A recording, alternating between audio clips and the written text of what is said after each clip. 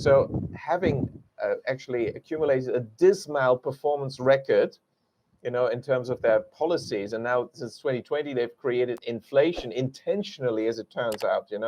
The BlackRock plan being implemented by the Fed, even hiring BlackRock, and it was all intentionally to create inflation. We want to reward them now for these decades of failure, to give them by giving them the biggest control and power tool in human history. Is this really what we want to do? Yeah, no, absolutely not. We must stop it dead in its tracks, because this is exactly what they want. It's all about power and control, as you said.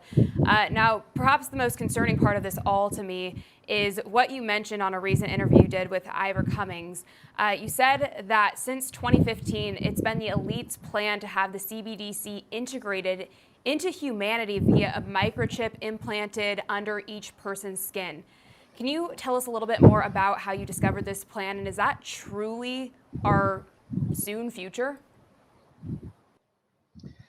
Of course, if you look into this, you will find that there is this movement called transhumanism, which is all about implanting essentially electronic devices into the human body.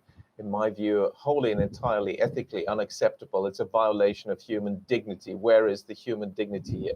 They sell it as an improvement. These will be, and you've got all these sort of Hollywood productions to support this idea. These will be superhumans. They'll be enhanced. They'll be, able to think faster. They'll be able to access the internet by just, using their thought. Elon Musk is, has invested a lot in this project of brain implants. So, all that is actually happening. We know about that, and there's experiments. And we know also in some countries like Sweden, microchip implants have been used now for quite a few years.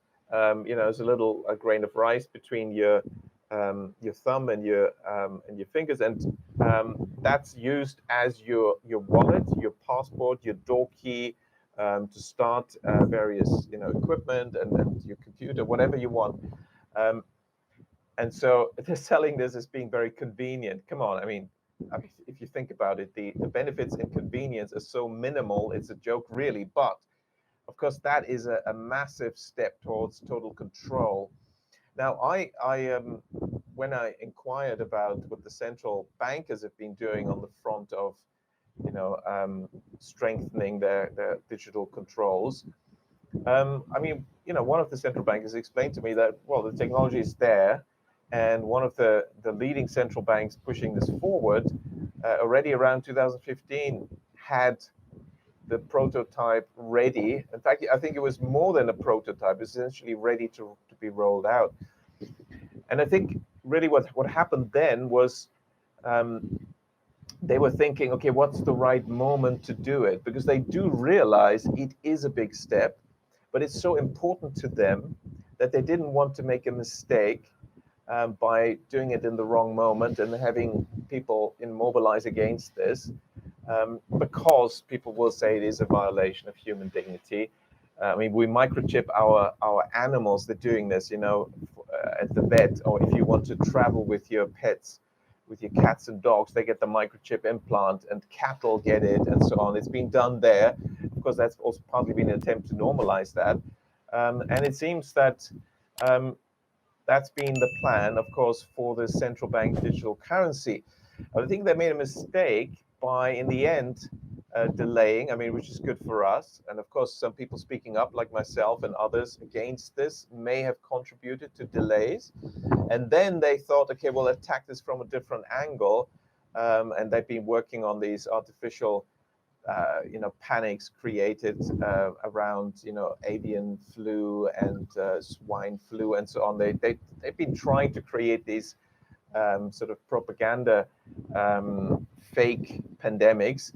And then we had the COVID-19 multinational coordinated effort where they really went all out, revealing essentially their hand in terms of the extent of international coordination we have with measures that make no medical sense, and policy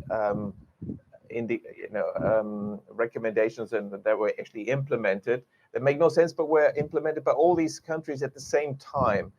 So we see already how much the concentration of power has proceeded.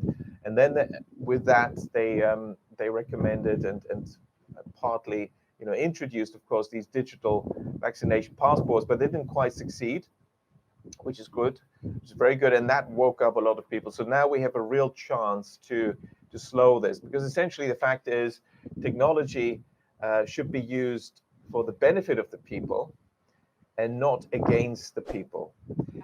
We see this with the big data and Google and whatever.